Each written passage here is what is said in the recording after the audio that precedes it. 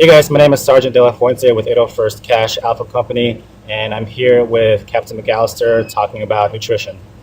I'm Captain Jessica McAllister with Bravo Company of the 801st Combat Support Hospital, and I am a registered dietitian. I serve as a dietitian for our unit as well as a civilian dietitian working with the MOVE program at the Indianapolis VA Medical Center.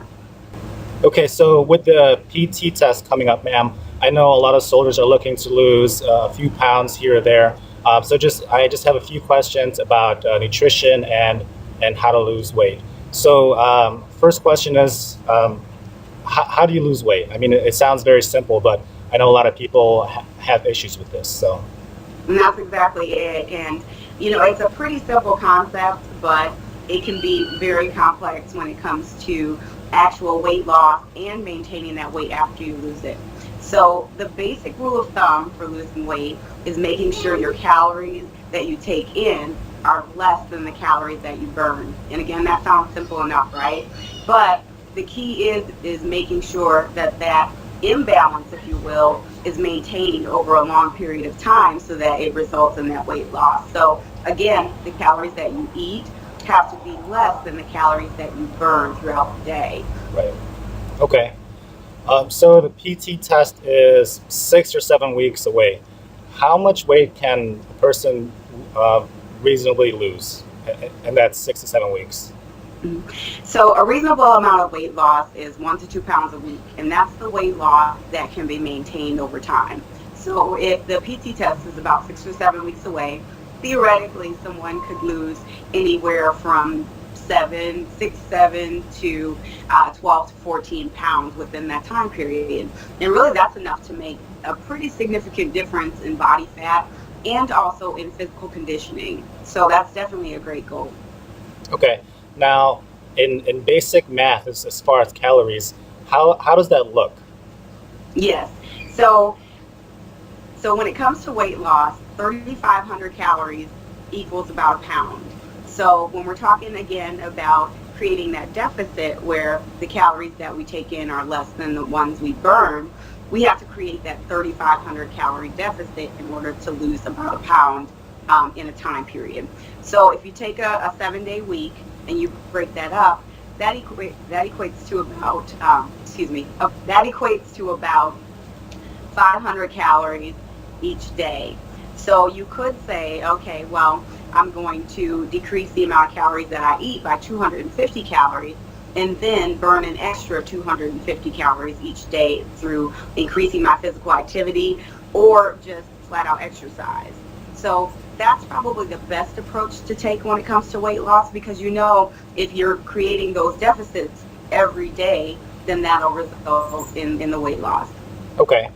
So what types of foods should we be eating? Like I know there's some foods out there that we may think are healthy. Like sometimes I'll go to McDonald's and I'll order just a muffin. Well, I think that's just a small muffin. That may be a ton of calories. So if you could just suggest some foods that may be healthy that we think that are healthy and may not be. Sure, and I think you kind of hit the nail on the head. There are a lot of foods that advertise themselves as healthy, but when it comes to putting them in our diets on a regular basis, they may not be so good and may not result in the weight loss or the results nutritionally that we want to see. And one of those is nuts and nut butters. And of course, I'm a fan. I love peanut butter, but we know that peanut butter has a lot of calories, and quite a few of those calories come from fat. So not to say that peanut butter or nuts aren't healthy, because they are. They offer a lot of good nutrition. But when it comes to those, we really need to watch our portions when it comes to those. So, measuring out the amount of peanut butter you put on a sandwich or making smaller portions, about a quarter cup is a reasonable portion for any nuts or seeds. So just measuring those things out or taking extra caution when it comes to those portions. Same thing with things like granola. Granola has a lot of fiber. It's a whole grain, but depending on the type you buy, they could add sugar to enhance the flavor. They could add dried fruit to it in order to be able to create sort of a trail mix, if you will. And again, those things are loaded with calories. You can't eat a cup of them and expect them to be pretty low in calories. So again, all foods pretty much can fit into a healthy diet. I think when it comes to the types of foods we choose, we really have to be knowledgeable of our portion sizes and how much we're eating, because again, those calories in have to be lower than those calories out. Okay, so on the subject of burning calories, with calories in, calories out, how much of weight loss is diet versus exercise? hmm That's a pretty good question, because you'll read a lot of articles that say, oh, it's 50-50 or 60-40. And, I think it all depends on the person. Obviously, if you're training really hard in the gym, working out 7 days a week, I'm exaggerating, of course, but if you're working out a lot and you don't change anything about your diet, you're still going to McDonald's, you're still eating high fat, high sugar foods, you're not going to see the results that you need to see. So there is a significant portion of a healthy lifestyle and losing weight that is connected to diet. So when it comes to that, I would say it's almost even, yet the changes that we make in our diet are significantly more important than any of the exercise that we can put in, because again, we have to be able to fuel those workouts and create within our systems a healthy environment so that our muscles can use those calories properly, so that we have the energy to be able to go to the gym and push hard. So when it comes to diet, I guess, if I had to put numbers on it, I would say it's probably more like 70-30, 75-25, because diet is truly important. And any bodybuilder or fitness athlete will certainly tell you that. Is there a difference between fat loss and weight loss?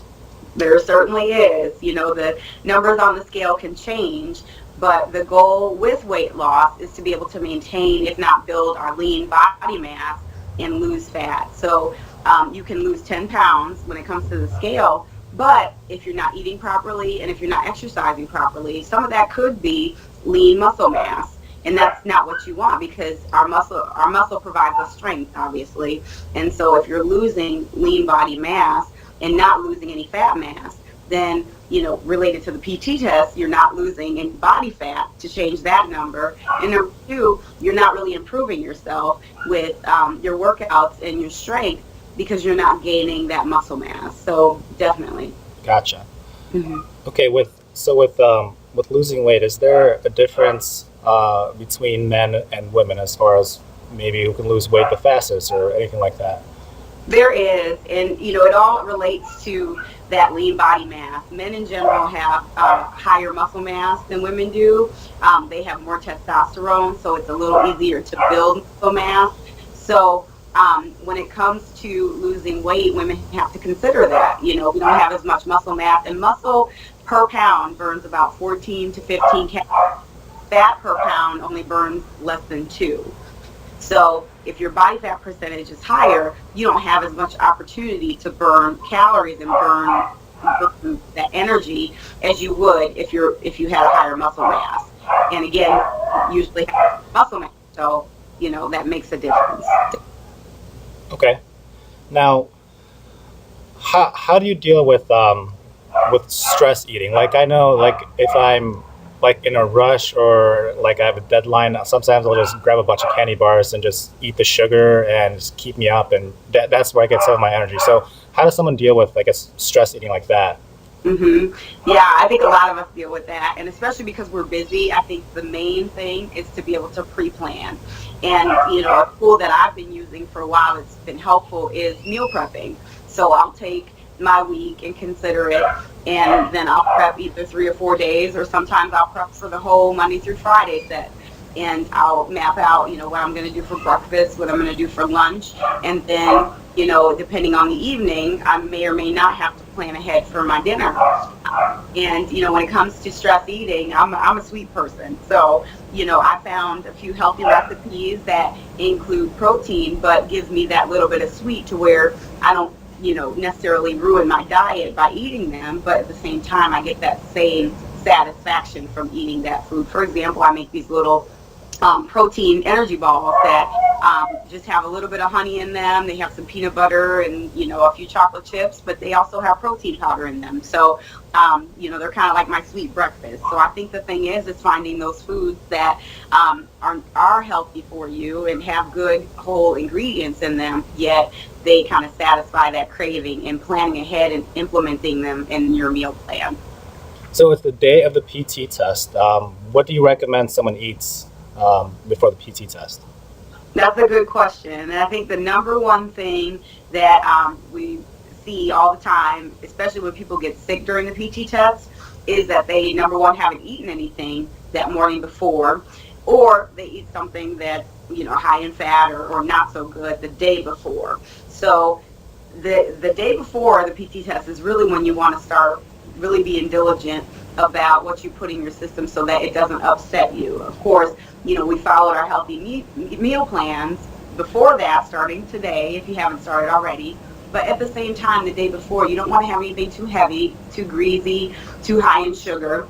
So a simple, balanced meal, like a piece of lean meat, maybe a cup or so of vegetables, some fruit in there, just a little bit of dairy, because dairy products, along with things that are extremely high in fiber or high in fat, can cause digestive problems like gas or upset stomach. So, again, you don't want to have anything too heavy the day before. The morning of, you definitely want to have something. So I recommend something very small, like some dry cereal or maybe a small granola bar, something that will be in your stomach but yet won't weigh you down, so that you can still finish your run, get through the workout without, again, making yourself sick, but also something that has a little bit of carbs, like those granola bars or dry cereal, so that you can maintain your blood sugar. Your blood sugar doesn't drop, and then you pass out. Okay. Also, one more thing. Sure. Also, make sure you hydrate, and hydration starts a day before. So 24 hours before, you want to make sure you're drinking water. Rule of thumb, if your urine is clear to almost clear, you're getting enough water. Make sense? Makes sense. All right. Awesome. So do you have any tips or apps you recommend that can help with nutrition? Sure. My favorite, and a lot of you probably know, is MyFitnessPal, because number one, it has an extremely big database of food. So pretty much anything that I eat, I can find in MyFitnessPal.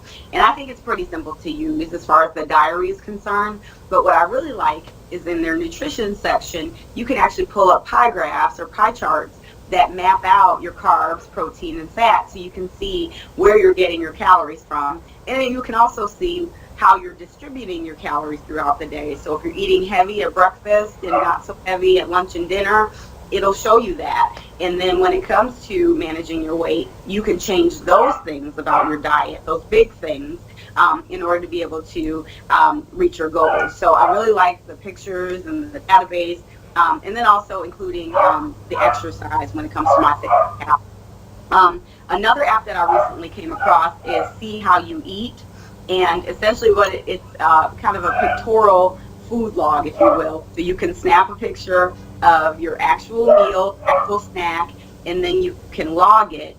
And I think this is really good when it comes to portion sizes, because let's say you've measured out your meal or a particular food, and you log that portion size in there. When you go back to eat that food, you don't necessarily have to measure it out again. You can pull up that picture and say, okay, this is about how much I ate the last time, and I know how much that is.